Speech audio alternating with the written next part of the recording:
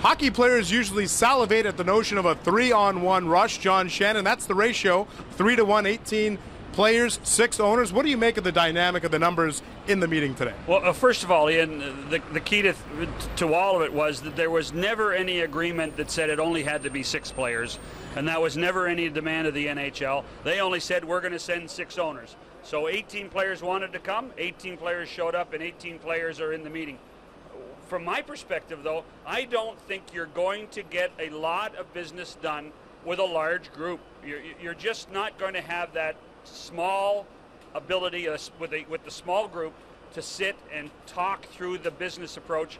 You're going to have too many voices. It's going to take too long, and maybe some players aren't prepared to speak up in a larger group. Michael, you wrote in your piece today on sportsnet.ca that maybe it is time for some of the players to speak up and say, you know what, this is probably the best deal we're going to get. Why don't we just take what's on the table? Well, it's interesting also, some owners may be speaking up, and one of the aspects I think that may have appealed to the players was some new faces.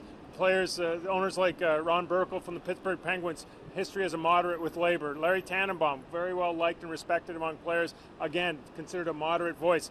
If these guys are giving a similar message that the players have heard all summer, which is this is the deal and this is what we need to do to fix our business, solidify our business, if that's what the players are hearing, then maybe they should give some consideration as to what the real options that may be in front of them are.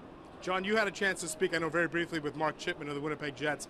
Does that dynamic help, having an owner like Mark Chipman in there? I certainly think new voices, new ideas help, but make no mistake about it, 30 owners are speaking out of the same hymn book. There's one approach to this from a league perspective. The only chance I see coming out of this is for the players somehow to convince this small group of owners to compromise on their make-whole representation of $211 million.